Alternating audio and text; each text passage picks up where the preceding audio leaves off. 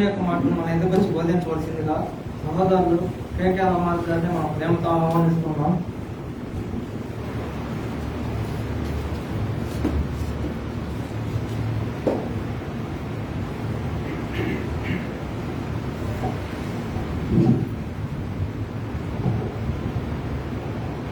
ఇప్పుడు వచ్చినటువంటి ప్రియమైన సహోదరి మరియు సహోదరులకు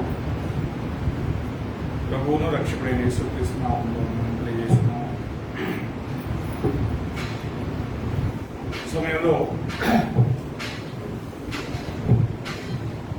నేను ఎందుకు క్రీస్తు సంఘ సభ్యుడినై ఉన్నాను, నేను ఎందుకు క్రీస్తు సంఘ సభ్యుడినై ఉన్నాను అనేటువంటి అంశాన్ని పరిశీలించాను. ఈనాడు ఒకవేళ నేను క్రీస్తు సంఘ సభ్యుడిని కాకపోతే ఏదో ఒక మతానికి లేదా ఏదో ఒక సంఘానికి సభ్యుడినై ఉంటాను. ఎందుకు ఏదో ఒక మతానికి సభ్యుడినై ఉన్నాను? మా అమ్మా నాన్నలు పోతున్నారు కాబట్టి నేను ఆ సంఘానికి పోతున్నాను, లేక నేను చిన్నప్పటి నుంచి అక్కడికే పోయాను కాబట్టి ఆ సంఘానికి పోతున్నాను, లేదా ఆ యొక్క బిల్డింగు చాలా బాగుంటుంది కాబట్టి ఏది చర్చ్ బిల్డింగ్, ఆ చర్చ్ బిల్డింగ్ చాలా పెద్దది నైస్గా ఉంటుంది కాబట్టి ఆ యొక్క సంఘానికి పోతున్నాను, లేకపోతే మా తాతలు ముత్తాతలు అందరూ కూడా అక్కడికి పోయారు కాబట్టి మేము పోతున్నాం అనేటువంటి మాటలు మీరు ఎప్పుడైనా వినుంటారు నేను అనుకుంటున్నాను. విన్నారా? ఖచ్చితంగా ఇలాంటి భావనలు ఉన్నాయి. అయితే మరి ఎందుకు మనం క్రీస్తు సంఘ సభ్యులుగా ఈరోజు ఉన్నాము అనే విషయాన్ని బైబిల్లో నుంచి మనం చూద్దామండి. దేవుడు అడుగుతున్నాడు, మీరు వాదించినట్లయితే మీ వాదమునకు రుజువులు చూపించండి. క్రైస్తవులుగా మనం ఏదైనా ఒక సమాధానం చెప్పాలంటే ఏ విధంగా సమాధానం చెప్పాలనో మనకు దేవుడు తెలియజేస్తున్నాడు. యెషయా గ్రంథం 41వ అధ్యాయము 41వ వచనం అండి. యెషయా గ్రంథం 41వ అధ్యాయము 41వ వచనం.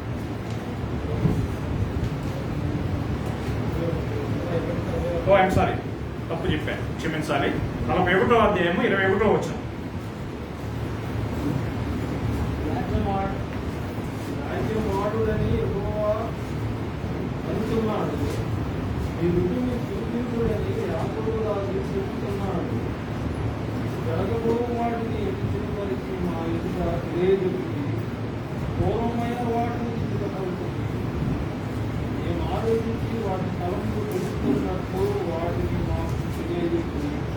చాలండి. ఇక్కడ దేవుడు అడిగేటువంటి యొక్క ప్రశ్నకి ఖచ్చితంగా మనం సమాధానం చెప్పవలసినటువంటి వారమే ఉన్నాం. దేవుడు ఏమంటున్నాడంటే, వ్యాజ్యమాడని యెహోవా అడుగుచున్నాడు, మీ రుజువును చూపుడని యాకోబు రాజు చెప్తున్నాడు. ఖచ్చితంగా ఎవరైనా మనల్ని రుజువులు అడుగుతారు. నువ్వు ఎందుకు క్రీస్తు సంఘానికి పోతున్నావు? ఒక చిన్న రేకుల షెడ్డు మురికాల పక్కన, అక్కడ ఏముంది అనేటువంటి ప్రశ్న మనలో అనేక మందిని అడుగుంటారు. నాకు తెలుసు, ఇక్కడ బాగా పెద్దగా ఫంక్షన్ హాల్లో మరి విస్తారమైన జనం వస్తున్నారు కదా, పెద్ద టీవీ స్క్రీన్ పెట్టి ఏంటి బాగా బోధిస్తున్నాడు కదా, మరి అక్కడికి ఎందుకు రావట్లేదు అని మిమ్మల్ని ఎవరైనా అడిగినప్పుడు ఏం చేయాల్సినటువంటి వారమే ఉన్నాం మనం? సమాధానం చెప్పాలా వద్దా? చూడండి, 1 పేతురు 3వ అధ్యాయము 15వ వచనం. 1 పేతురు 3వ అధ్యాయం 10వ వచనం, అదే 15వ వచనం. నిర్మలమైన మనస్సాక్షి గలవారై మీలో ఉన్న నిరీక్షణ గూర్చి మిమ్మును హేతువడుగు ప్రతివానికిని సాత్వికంతోనూ భయముతోనూ ఎల్లప్పుడూ సిద్ధముగా ఉండి ఈ హృదయములందు క్రీస్తును ప్రభువుగా ప్రతిష్ఠించుడి. అప్పుడు మీరు దేని విషయమై దుర్మార్గులను దూషింపబడుతుందో దాని విషయమై క్రీస్తునందున్న ఈ సత్ప్రవర్తన మీద అపరిత వేయవారు సిగ్గుపడదు. అంటే నిర్మలమైన మనస్సాక్షితో మనల్ని హేతు అడిగే ప్రతి వారికి కూడా ఏం చెప్పబద్దులమై ఉన్నాము? సమాధానం చెప్పబద్దులమై ఉన్నాము. అవునగా ఇప్పుడు ఇంత దూరం నుంచి ప్రార్థన పోతుంటారు కొన్ని ప్రాంతాల్లో జనం, చాలా ఇబ్బంది పడి చాలా కష్టాలు వచ్చి దూరంగా కూడా పోతుంటారు. ఎందుకు పోతున్నారు అక్కడికి? అక్కడ ఏమున్నది అని అడిగితే వారికి సమాధానం ఉండదు. కానీ మనమైతే మనల్ని హేతు అడిగే ప్రతి వారికి కూడా ఏం చెప్పాలి? సాత్వికంతో సమాధానం చెప్పవలసినటువంటి బాధ్యత కలిగినటువంటి వారమై మనం ఉన్నాము. ఎందుకు నేను క్రీస్తు సంఘ సభ్యుడిని ఉన్నాను అంటే, ఈ క్రీస్తు సంఘం అనేటువంటిది లేఖనాల ఆధారంగా లేఖన సంబంధమైనటువంటి సంఘంగా ఉన్నది అనేటువంటి దాన్ని బట్టే నేను క్రీస్తు సంఘ సభ్యుడిని ఉన్నాను అనేటువంటి సమాధానం మీకు చెప్పాలి. ఈ లేఖన సంబంధం కానిటువంటి ఏది కూడా, అది పెంతెకోస్తు కావచ్చు, రోమన్ క్యాథలిక్ కావచ్చు, బ్యాప్టిస్ట్ కావచ్చు, ఈరోజు 3,000కి పైన, దాదాపు 3,000కి పైన సంఘాలని పిలువబడుతున్నటువంటివి ప్రపంచంలో ఉన్నాయి. అంతకంటే ఎక్కువ కూడా ఉండొచ్చు మారుమూల ప్రాంతాలు, మనకు తెలియదు. మరి ఈ సంఘాలన్నీ ఉండగా క్రీస్తు సంఘము యొక్క సభ్యుడిగానే నేను ఉంటాను, క్రీస్తు సంఘ సభ్యుడిగా ఉండటం వల్లనే నేను ఆనందిస్తాను, క్రీస్తు సంఘ సభ్యుడిగా ఉండటం ద్వారానే నాకు సంతోషం ఉన్నది అని చెప్పి నేను చెప్తున్నాను అంటే దానికి ఒక కారణం ఉండాలి. వారు ఒకవేళ అలాగే చెప్తున్నారంటే మరి దానికి వారికి ఒక కారణం ఉండాలి. ఇక వారికి ఉండే కారణాలు ఏంటి? మా అయ్యగారు బాగా చెప్తాడు అనేది ఒక కారణం ఉండొచ్చు బహుశా, లేదా మా చర్చ్ పేదదిగా ఉంటుంది అని చెప్పే కారణం ఉండొచ్చు బహుశా, లేకపోతే మా అమ్మ నాన్న చిన్నప్పటి నుంచి అక్కడికి పోతున్నారు కాబట్టి నేను పోతున్నానని చెప్పి చెప్పొచ్చు ఒకటి, లేకపోతే మా గ్రామంలో ఉన్నట్టు అందరూ కూడా అక్కడికే పోతారు కాబట్టి మేము కూడా అక్కడికే పోవాలనే కారణాలు ఉండొచ్చు. కానీ క్రీస్తు సంఘ సభ్యుడు లేదా క్రీస్తు సంఘ సహోదరుడు ఎందుకు మరి క్రీస్తు సంఘ సభ్యుడిని ఉన్నారని చెప్పి వారికి వివరించవలసినటువంటి బాధ్యత ఉన్నది.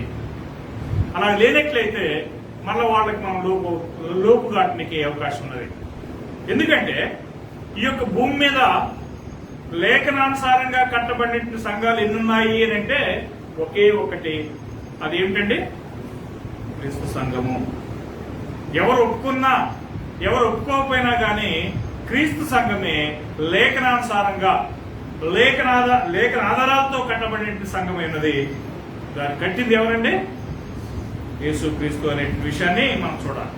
కొంతమంది ఏం చెప్తారంటే సంఘమునకు బాప్తిస్మిచ్ యోహాన్, జాన్ ద బ్యాప్టిస్ట్, బాప్తిస్మిచ్ యోహాన్ ఏంటంటారు, కొంతమంది ఏం పేతురు అంటారు.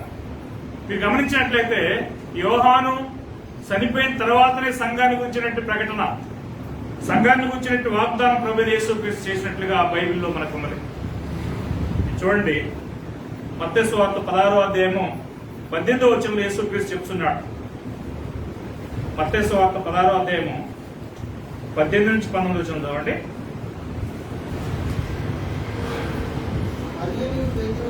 మరియు నీవు పేతురువు, ఈ బండ మీద నా సంఘమును కట్టుదును.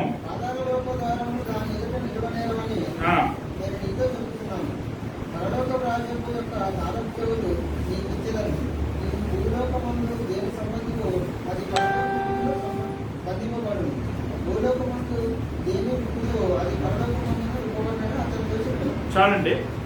యేసుక్రీస్తు మీరు బాప్తిస్మిచ్ యోహాను మత్తయి సువార్త 14వ అధ్యాయం 11వ వచనంలో ఆయన హేరోదు చేత తలగొట్టించి చచ్చిపోతాడు. చనిపోయిన తర్వాతనే ఈ యొక్క స్టేట్మెంట్ వస్తున్నది.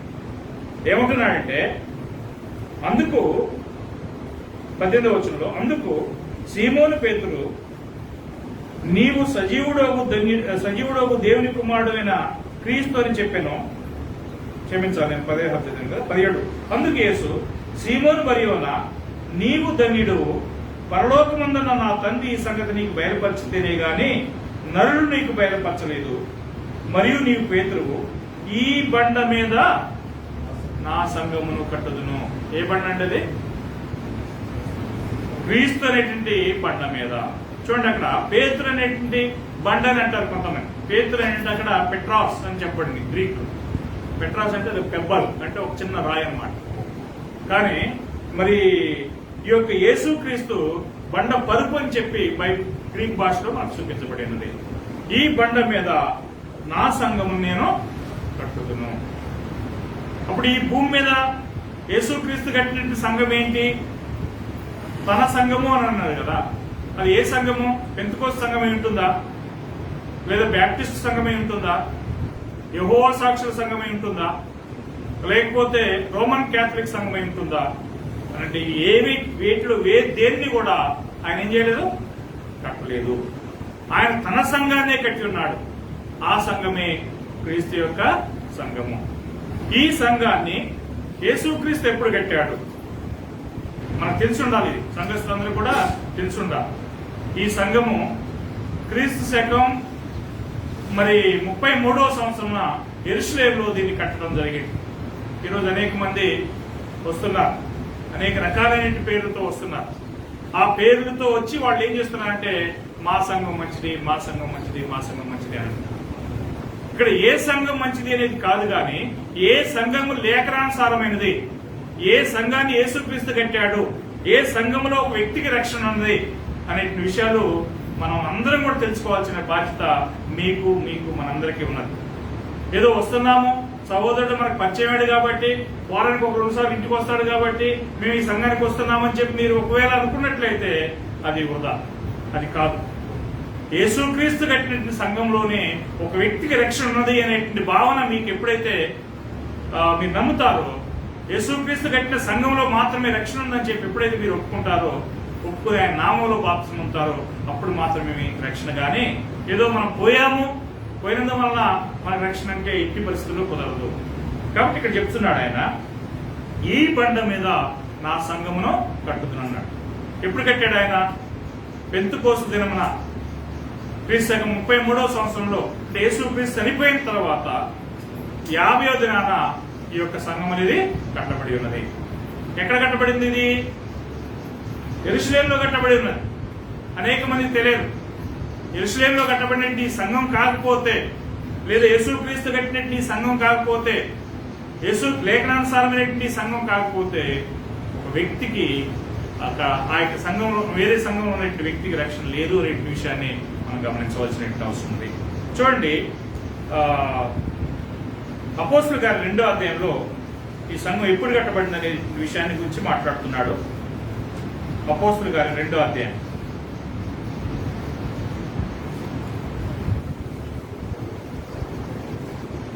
38వ వచనం ఒకసారి చూడండి.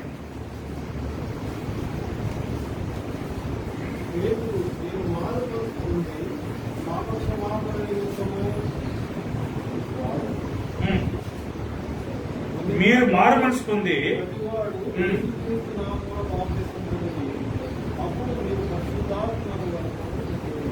యేసుక్రీస్తు చనిపోయిన 50వ దినంలో జరుగుతున్నటువంటి ప్రసంగం అండి ఇది. యెరూషలేములో పెంతెకోస్తు అనేటువంటి ఒక పండక్కి యూదులందరూ కూడా ఒకే చోట కూడతారు. కూడినప్పుడు పేతురు పరిశుద్ధాత్మతో ప్రేరేపించబడి ఈ యొక్క ప్రసంగాన్ని చేస్తూ పోతున్నాడు. ఈ యొక్క ప్రసంగంలో ఆయన ప్రస్తావించినటువంటి విషయం ఏంటంటే, మీరు సిలువ వేసినటువంటి యేసునే. ఎవరు సిలువ వేసిన యేసునే? యూదులు. ఎందుకు వేశారు? అసూయ చేత ఆయన సిలువ వేసి చంపేశారు. మీరు సిలువ వేసినటువంటి ఈ యేసునే దేవుడు ప్రభువు గాను క్రీస్తు గాని ఆయన ఏం చేశాడు? నియమించను.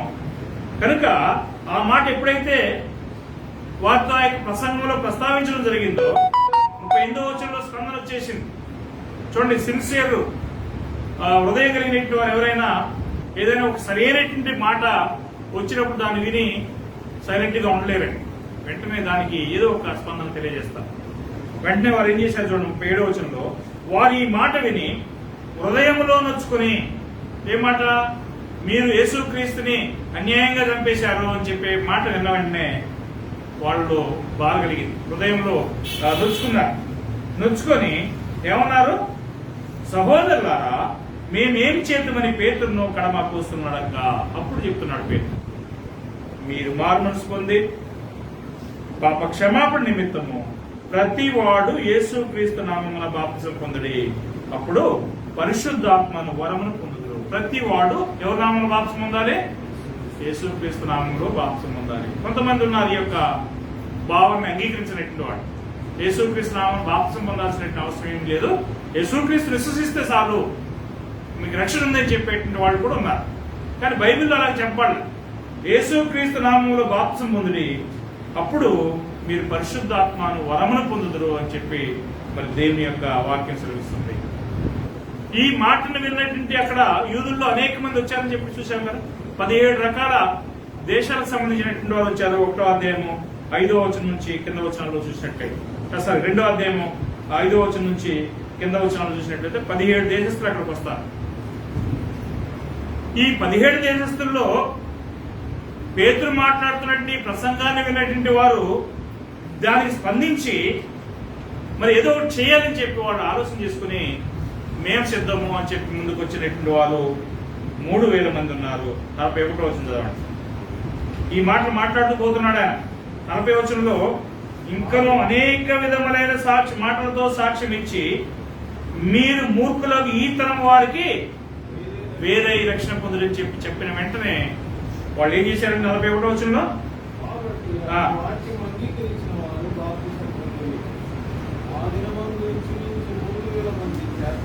చూశారండి. అంటే వాక్యాన్ని అంగీకరించినటువంటి వారు, అంటే యేసుక్రీస్తు యొక్క అధికారాన్ని అంగీకరించినటువంటి వారు, యేసుక్రీస్తు మనకు రక్షకుడు, యేసుక్రీస్తు మనకు సృష్టికర్త, యేసుక్రీస్తు నామంలోనే రక్షణ ఉందనేటువంటి అంగీకరించినటువంటి వారు ఆ దినమున మరి 3000 మంది బాప్తిసం పొందిరి. ఈ బాప్తిసం ఎప్పుడైతే పొందారో వీరు ఎక్కడ చేర్చబడ్డారు? క్రీస్తు సంఘంలోనికి చేర్చబడ్డారు. ఈరోజు ఇంకా మీరు ఎక్కడికన్నా పోయి చూడండి, ఒక సంఘంలో అంటే మనుషులు కట్టినటువంటి సంఘాల్లో చేర్చబడాలంటే ఏం చేయాలంటే రసీదులు కట్టాలి. ఒక 50 రూపాయలు 100 రూపాయలు రసీదు ఉంటుంది. ఆ రసీదు కడితే అంటే డబ్బు కడితే రసీదు ఇస్తాడు. ఇక అప్పటి నుంచి ఆయన సంఘ సభ్యుడు. కానీ క్రీస్తు సంఘంలో మాత్రం అలా కాదు. క్రీస్తు సంఘంలో ఎప్పుడైతే ఒక వ్యక్తి బాప్తిసం పొందుతాడో ఆ వ్యక్తి ఏం చేయబడుతున్నాడు? యేసుక్రీస్తు యొక్క సంఘంలో చేర్చబడుతున్నాడు. అందుకని అంటాడు యోహాను సువార్త 3వ అధ్యాయంలో, మీరు కొత్తగా జన్మించితేనే గాని దేవుని రాజ్యంలో ప్రవేశింపనేరరు అని అన్నాడు. దేవుని రాజ్యంలో ప్రవేశించాలంటే ఏం చేయాలట? కొత్తగా జన్మించాలి. జన్మించడం అంటే ఏంటి? ఇక్కడ బాప్తిసాన్ని గురించి మాట్లాడుతున్నాడు 5వ వచనం. అక్కడ 3వ అధ్యాయం 5వ వచనం. 3వ అధ్యాయం 3వ వచనం చూసినట్లయితే మీరు కొత్తగా జన్మించితేనే కానీ ఆ యొక్క రాజ్యాన్ని చూడలేరు అని అన్నాడు. అంటే రాజ్యం అనన్నా సంఘం అని ఏమైనదండి? ఒక్కటే. రాజ్యం అని చెప్పిన, సంఘము అని చెప్పిన, మరి ద్రాక్ష తోట అని చెప్పిన, ద్రాక్ష వల్లి అని చెప్పిన, గొర్రెల దొడ్డి అని చెప్పిన, మందిరం అని చెప్పిన, దేవుని యొక్క ఆలయం అని చెప్పిన, మందిరం దేవుని యొక్క ఆలయం ఒకటే. ఆ తర్వాత దేవుని కుటుంబం అని చెప్పిన, ఇవన్నీ కూడా ఒకే విధమైనటువంటి సందర్భాన్ని వర్ణిస్తబడుతూ మాట్లాడుతున్నటువంటి కార్యాలు. కాబట్టి ఈ యొక్క సంఘంలో 3000 మంది ఆ రోజు చేర్చబడ్డారు. మీరు చూడండి కింద 47వ వచనం చదవండి ఒకసారి. అక్కడే 47వ వచనం. ఆనందంతోనూ నిష్కపటమైన హృదయంతోనూ ఆహారం పుచ్చుకుంటుండేది, మరియు ప్రభు రక్షణ పొందుతున్న వారిని. ఈ యొక్క వచన భాగాన్ని చాలా జాగ్రత్తగా మనం పరిశీలన చేద్దామండి. చూడండి 47వ వచనంలో ఏమంటున్నాడంటే, ఆనందముతోనూ నిష్కపటమైన హృదయముతోనూ ఆహారం పుచ్చుకొనుచు. అంటే అక్కడ పండగకి వచ్చినటువంటి వాడు ఆనందంతోనూ నిష్కపటమైన హృదయంతోనూ మరి ఆహారం పుచ్చుకొనుచు ఏం చేస్తున్నారు? వాళ్ళు అక్కడ కాలాన్ని గడుపుతున్నారు.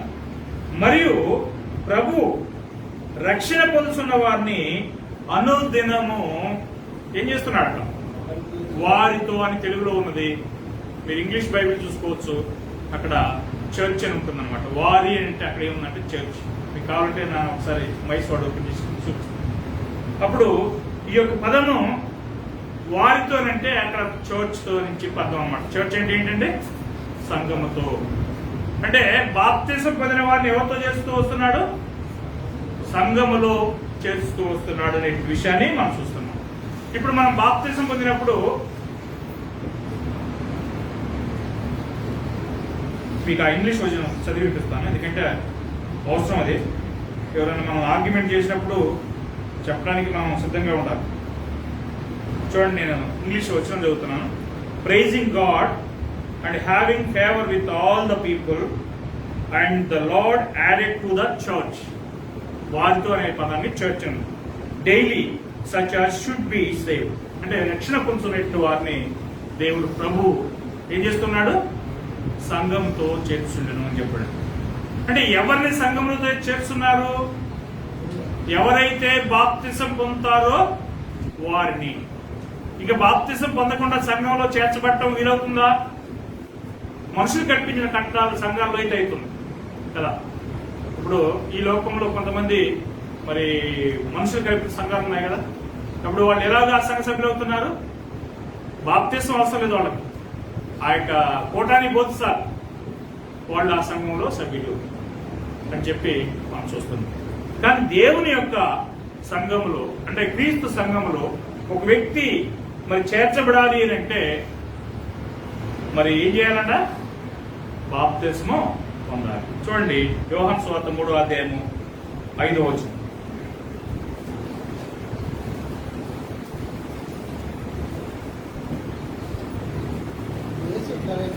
ఒకరు నీటి మూలంగాను ఆత్మమూలంగాను జన్మించడమే కానీ దేవుని రాజ్యంలో ప్రవేశించలేడని మీతో నిశ్చయంగా చెబుతున్నాను. రైట్.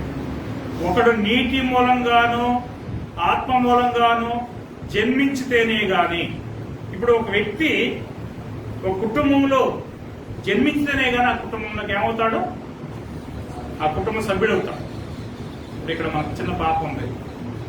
ఆ పాప ఎప్పటి నుంచి వాళ్ళ కుటుంబంలో సభ్యురాలైంది అంటే ఆమె భూమి మీదకి ఎప్పుడైతే వచ్చిందో ఆ రోజు నుంచి ఆమె కుటుంబంలో సభ్యురాలు. అంతకుముందు ఆమె సభ్యురాలని చెప్పడానికి వీలవుతుందా? కాదు. అప్పుడు అంతకుముందు ఆమె కళ్ళు తెప్పించబడతాయా? ఎప్పుడైతే ఈ భూమి మీదకి వస్తుందో కళ్ళు తెలుస్తుంది, ఆ ప్రపంచాన్ని చూసి ఆమె చూడగలుగుతుంది. అప్పటి నుంచి ఆ కుటుంబంలో ఆమె సభ్యురాలు.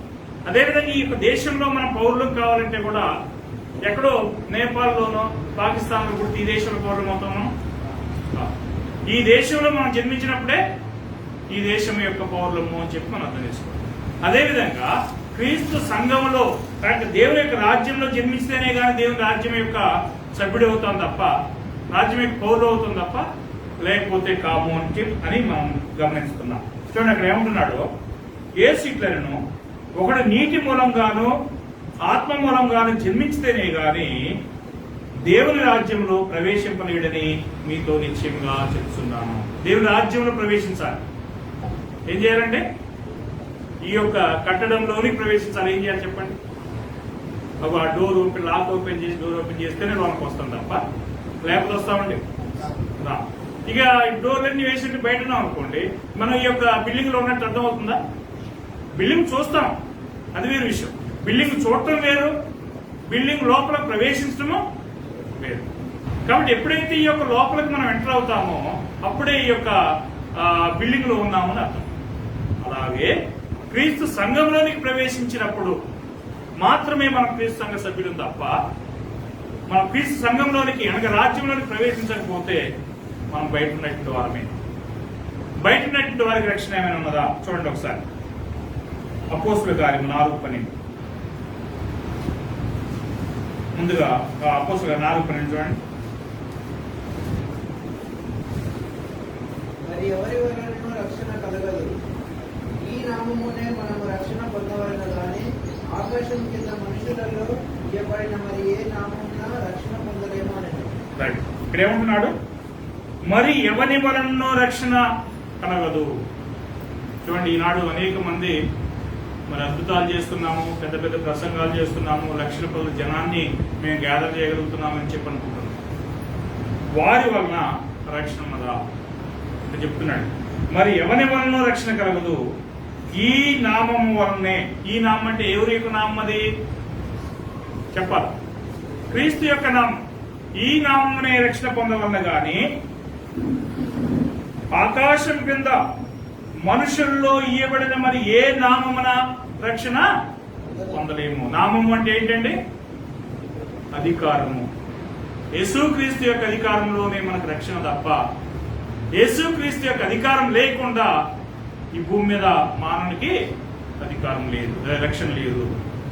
అలాగైతే అప్పుడు యేసుక్రీస్తు కట్టినటువంటి ఆ ఒకే సంఘములో లేదా ఒకే శరీరములో లేదా ఒకే రాజ్యములో మనం ఉన్నామా? చూడండి, యోహాను మొదటి కొరింథీ 3వ అధ్యాయము 11వ వచనం పౌలు మాట్లాడుతున్నాడు. మొదటి కొరింథీ 3వ అధ్యాయము 11వ వచనం.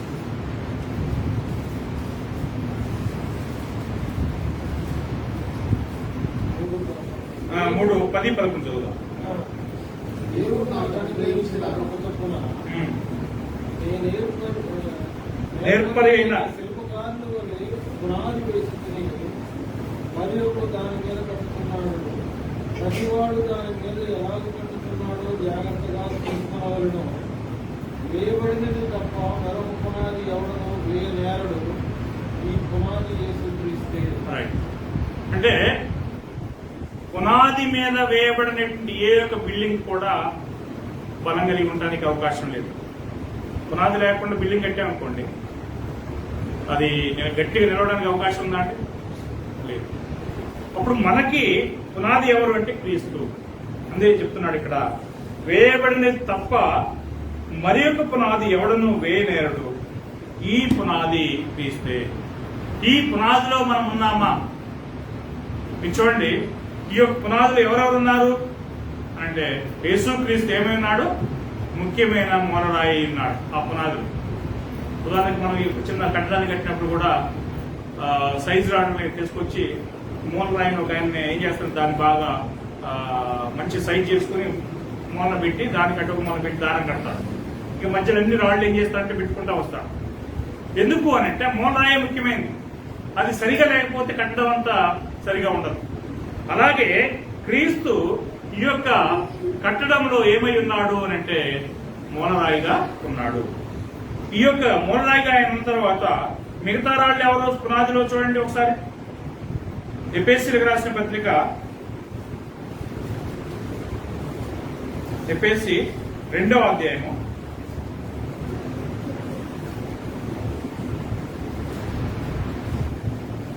20వ వచనంలో మీరు చూసినట్లయితే,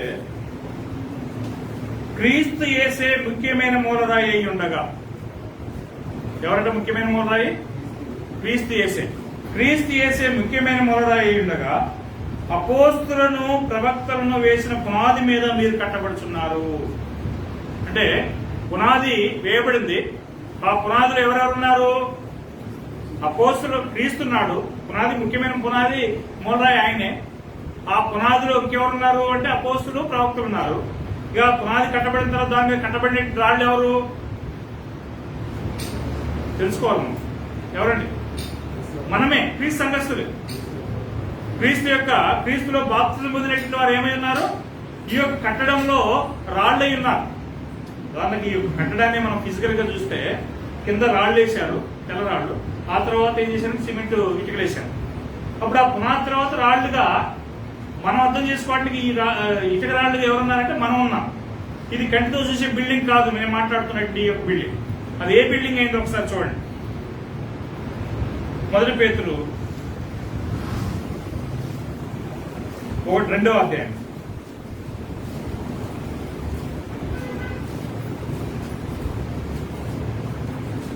4-5 వచనం చదువుతామండి. మనుషుల చేత విసర్జించబడినను దేవుని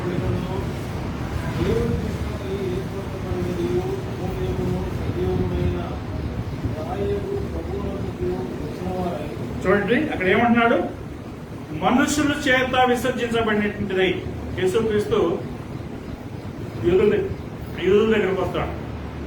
వచ్చినప్పుడు ఆయన ఏమన్నారు? వాళ్ళు ఆయన్ని తిరస్కరించారు.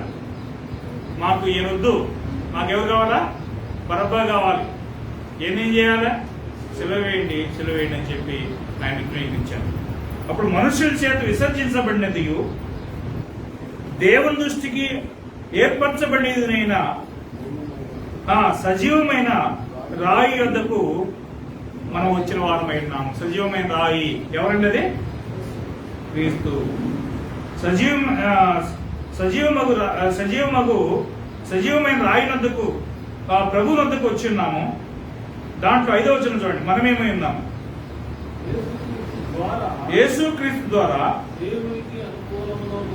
దేవునికి అనుకూలమునకు ఆత్మ సంబంధమైన బలులర్పించుటకు పరిశుద్ధ యాజకులుగా ఉండునట్లు మీరును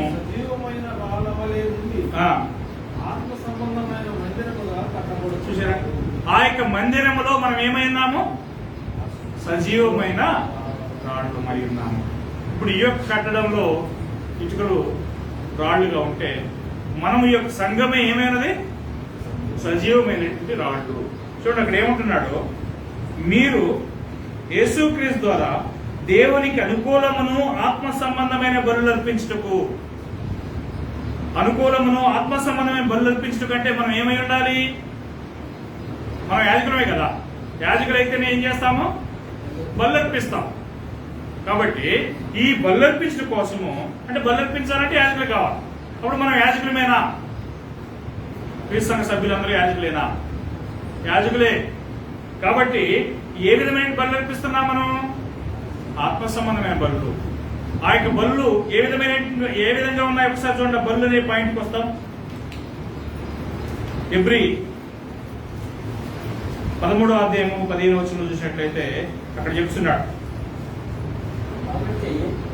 ఆయన ద్వారా మనము దేవునికి ఎల్లప్పుడూ స్తుతియాగం చేయుతాము, అనగా ఆయన నామమును ఒప్పుకొనుచు జీవార్పణము అర్పించుదాము. ఇక్కడ చూసినట్లయితే కాబట్టి ఆయన ద్వారా మనము దేవునికి ఎల్లప్పుడూ స్తుతి యాగము చేయదు. యాగం అంటే ఏంటంటే భలే కదా, సాక్రిఫైస్ అని చెప్పి ఇంగ్లీష్ లో ఉంది. ప్రైజ్ సాక్రిఫైస్ అని ఉంటుంది. కాబట్టి స్తుతి యాగము చేయదము. ఈ స్తుతి యాగం అంటే ఏంటి చెప్తున్నాడు అక్కడ.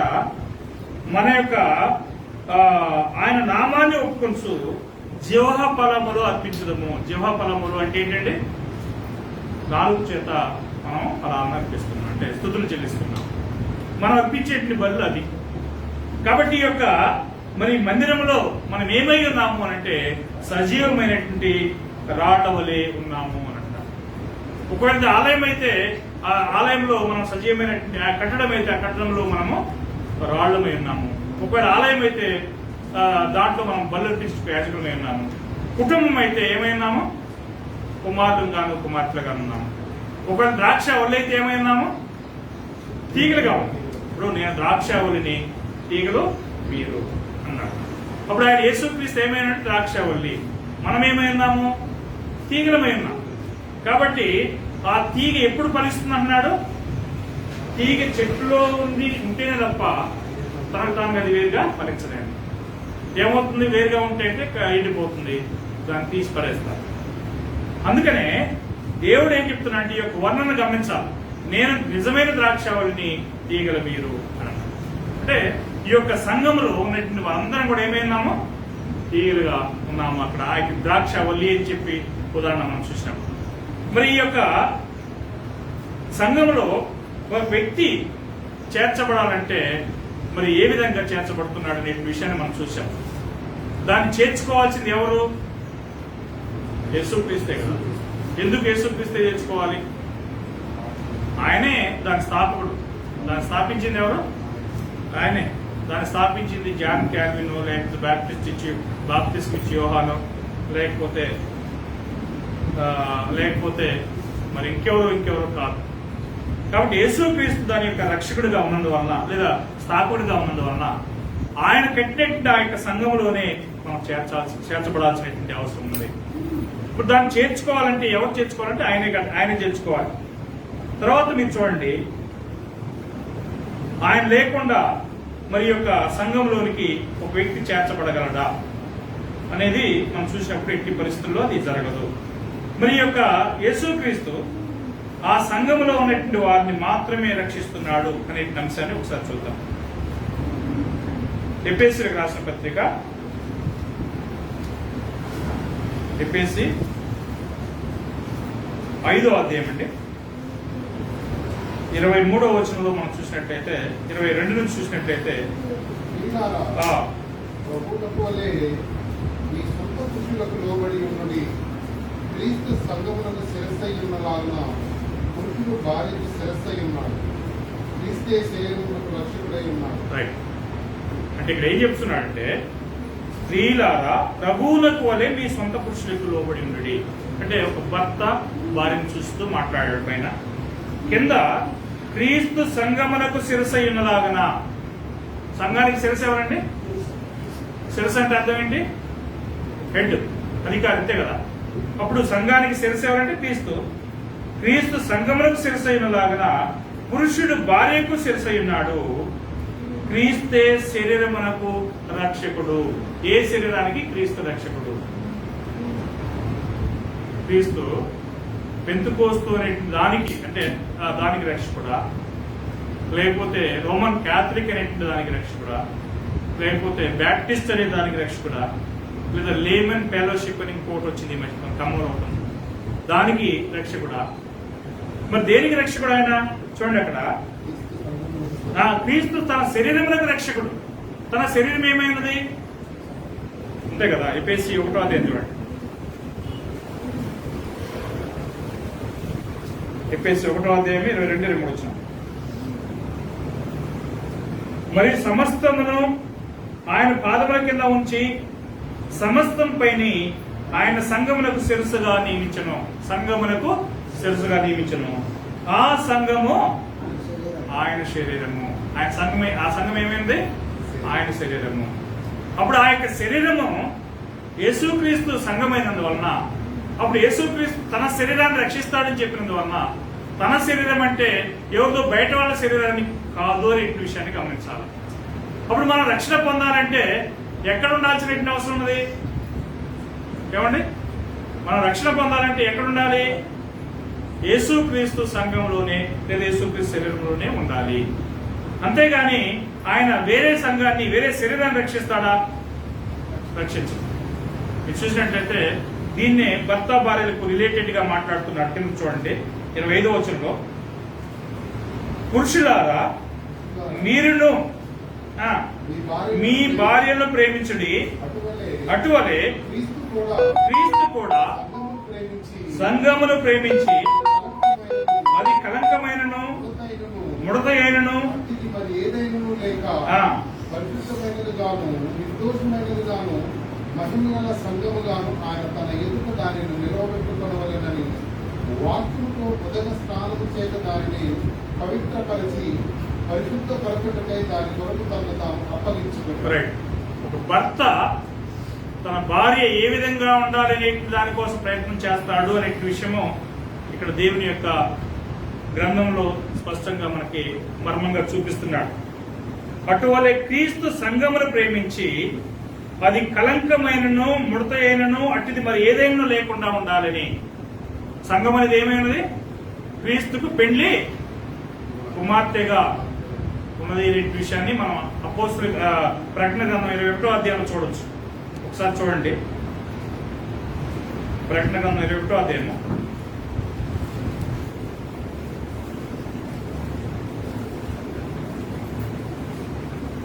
క్షమించాలి 19వ అధ్యాయం 8వ వచనం, 6-7 వచనం చదువుదాం. అప్పుడు ప్రకటన గ్రంథం 19:6-7-8 ఉంది. నేను 6-7 వచనం చదువుతున్నాను, చూడండి. అప్పుడు గొప్ప జనసమూహముల శబ్దమును, విస్తారమైన జనముల శబ్దమును, బలమైన ఉరుముల శబ్దమును కోరిన ఒక స్వరము సర్వాధికారియు ప్రభువునగు మన దేవుడు ఏలుస్తున్నాడు, ఆయన్ను స్తుతించుడి. గొర్రె పిల్ల యొక్క వివాహోత్సవ సమయం వచ్చినది. ఆయన భార్య తన్ను తాను సిద్ధపరచుకుని ఉన్నది.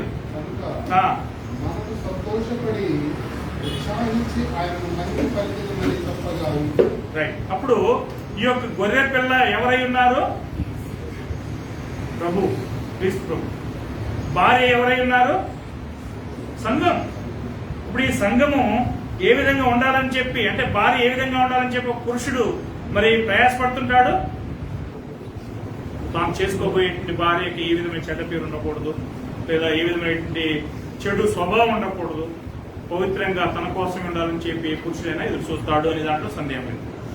అదేవిధంగా ఇక్కడ చెప్తున్నాడు, పురుషులారా మీరును మీ భార్యను ప్రేమించుడి, అటువలే క్రీస్తు కూడా సంఘమును ప్రేమించి అది కలంకమైనను ముడత అయినను అట్టిది మరి ఏదైనా లేక పరిశుద్ధమైనదిగాను నిర్దోషమైనదిగాను మహిమగల సంఘముగాను ఆయన తన ఎదుట దాన్ని నిలవబెట్టుకున్న వాళ్ళని, ఈ కన్యక అనేటువంటి సంఘాన్ని ఏ విధంగా ఉండినట్లుగా పురుషుడు అనేటువంటి క్రీస్తు చేస్తున్నాడు, పవిత్రంగా పరిశుద్ధంగా ఉన్నట్లుగా తన ఎదుట నిలవబెట్టుకోవాలని ఏం చేశాడు, వాక్యముతో ఉదక స్నానం చేసి, అంటే బాప్తిసం చేత శుభ్రపరిచి ఏం చేశాడండి, దాన్ని పవిత్రపరిచి పరిశుద్ధపరచుటకై తన్ను తానే అప్పగించుకున్నాడు అని చెప్పి మనం చూస్తున్నాం. అంటే తన అమూల్యమైన రక్తాన్ని కలవరశిలో ఆయన ఏం చేశాడు, చిందించాడు.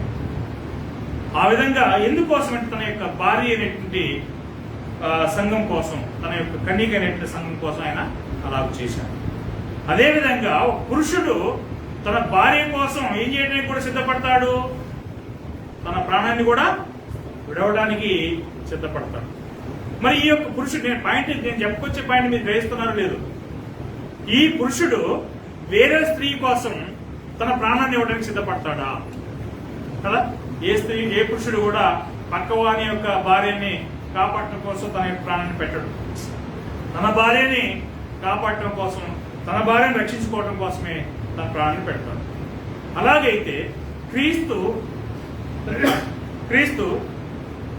ఎవరి యొక్క శరీరాన్ని లేదా ఎవరి యొక్క భార్యను రక్షించడానికి ఆయన తన ప్రాణం పెట్టాడు. అది పాయింట్.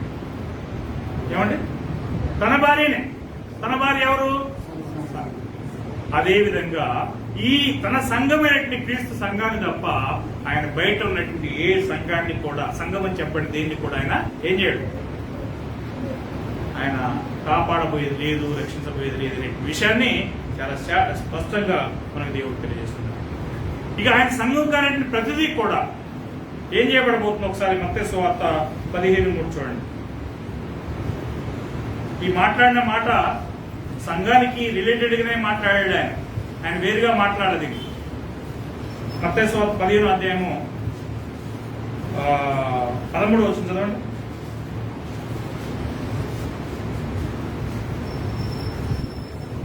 ఆయన పరలోకముందున్న నా తండ్రి, అదే 15:13 కరెక్టే. ఆయన పరలోకముందున్న నా తండ్రి నాటని ప్రతి మొక్కలు పెళ్లగింపబడును, వారి జోలికి పోకుడి, వారు గుడ్డివారై ఉండి గుడ్డివారికి ద్రోహం చూపువారు, గుడ్డివాడు గుడ్డివారికి ద్రోహం చూపిన ఎడల వారిద్దరు గుంటలో పడదురు కదా అని.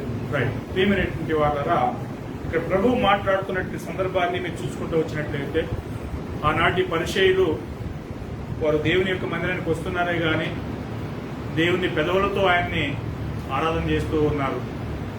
వారి హృదయం మాత్రం ఆయనకి ఏ విధంగా ఉంది, దూరంగా ఉంది అని చెప్పన్నాడు. ఎందుకు? వారు మనుషులు కల్పించిన పద్ధతులను ఏం చేస్తున్నారు, దైవోపదేశములుగా మాట్లాడుతున్నారు. కనుక వారి గురించి యెషయా చెప్పింది సరి అయినదే అని చెప్పి ఈ సందర్భాన్ని మాట్లాడిన తర్వాత అప్పుడు 12వ వచనంలో 13వ వచనంలో మాట్లాడుతున్నాడు. 12వ వచనం ఏమన్నాడు, పరిచయులు ఆ మాట విని పడిరని నీకు తెలియనా అని ఆయన శిష్యులు ఆయన అడిగారు.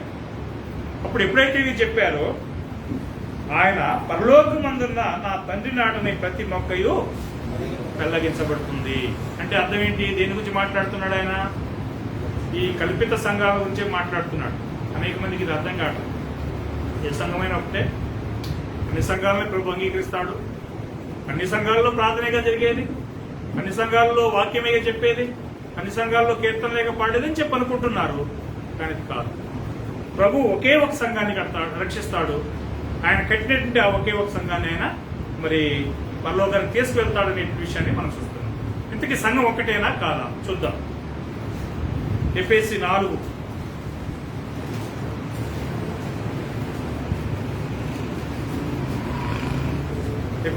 అధ్యాయము 4వ వచనం చదువుతాం. శరీరం ఒకటే, ఆ, ఆత్మ ఒకటే. ఆ ప్రకారమే మీ పిలుపు విషయమై ఒకటే నిరీక్షణ యొక్కటకు పిలువబడుతుంది. ప్రభు ఒకటే, విశ్వాసం ఒకటే, బాప్తిసం ఒకటే. అందరికీ తండ్రి అయిన దేవుడు ఒకటే. ఆయన అందరికీ పైగా ఉన్నవాడై అందరిలోనూ వ్యాపించి అందరిలో ఉన్నాడు. ప్రియమైనటువంటి వాళ్ళారా, ఇక్కడ 7 కార్యాలు వన్నెస్ అంటే ఒకే కార్యం చూస్తుంది. 7 7 చూడండి. అక్కడ శరీరము ఒకటే, 1. ఆత్మయు ఒక్కటే, 2. తర్వాత నిరీక్షణ ఒకటే, 3. ఆ తర్వాత ప్రభువు ఒక్కడే, 4. విశ్వాసం ఒకటే, 5. బాప్తీసం ఒకటే, 6. అందరికీ పైన ఉన్న తండ్రి అయిన దేవుడు ఒక్కడే. 7 కార్యాలు చెప్పాడు. ఇవన్నిటిలో ముఖ్యంగా మనం చూడబోతున్నటువంటి కార్యం ఏంటంటే శరీరము ఒక్కటే. ఎన్ని శరీరాలు ఉన్నాయి? ఒక్కటే. ఆ శరీరం ఏంటి? ఇప్పటిదాకా విన్నాం కానీ చెప్పాలి. ఆ శరీరం ఏంటండి కదా? ఆ శరీరం ఏంది? సంఘం అని చెప్పి మనం చూసాం. అప్పుడు ఆ సంఘాలు ఎన్ని ఉన్నాయి? ఒకటే. అప్పుడు ఇక భూమి మీద పిలువబడుతున్న సంఘాలన్నీ ఏం కాదని అర్థమవుతుంది. అంతే, అవి మనుషులు కల్పించినటువంటి సంఘాలు. ఇది లేఖనానుసారమైనటువంటి సంఘము. మరి ఈ సంఘంలో ఉన్నటువంటి వారిని రక్షిస్తాడా, లేకపోతే ఎక్కడున్నా గానీ ప్రభు రక్షిస్తాడా అనేటువంటి ప్రశ్న కొంతమందికి వస్తున్నారు. ఖచ్చితంగా ఆయన తన శరీరంలో ఉన్నటువంటి వారిని, ఇప్పుడు నేనున్నాను, నా కాలుకి బొట్టన వేలికి ఏదైనా దెబ్బ జరిగింది, మీకు నొప్పి వేసిద్దా, నాకు నొప్పి వేసిద్దా? జనరల్ పాయింట్ అంటే నాకే కదా.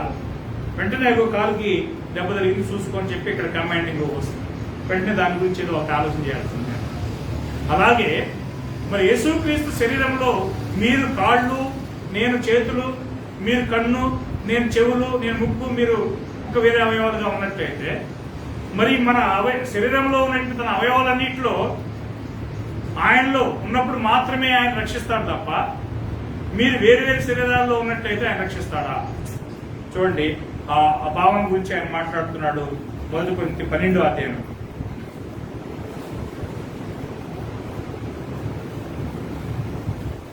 1 కొరింథీ 12వ అధ్యాయము 12వ వచనం నుంచి చూడండి.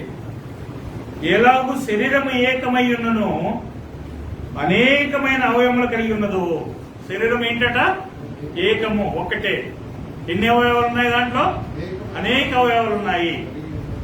ఇప్పుడు అనేక అవయవాలు కలిగి ఉన్నదో తర్వాత శరీరం యొక్క అవయవములన్నీ అనేకములై ఉన్నను, ఒక్క శరీరమై ఉన్నను, అలాగే క్రీస్తు ఉన్నాడు. ఇప్పుడు శరీరంలో అనేక అవయవములు ఉన్నను కూడా ఎన్ని శరీరాలు ఉన్నాయి? ఒక్కటే శరీరము. ఆ శరీరమునకు అలాగే ఏమన్నాడు? అనేకమైన అవయవములను ఒక శరీరమైనది, అలాగే క్రీస్తు ఉన్నాడు. క్రీస్తుకి మరి శరీరంలో అనేక అవయవాలు ఉన్నాయి కదా. మనందరం ఆ శరీరంలో ఏమైనాం? 13వ వచనంలో 13వ వచనం చూడండి. ఎలాగనగా యూదులమైనను, గ్రీసు దేశస్థులమైనను, దాసులమైనను, స్వతంత్రులమైనను మనమందరము ఒక్క శరీరంలోనికి ఒక్క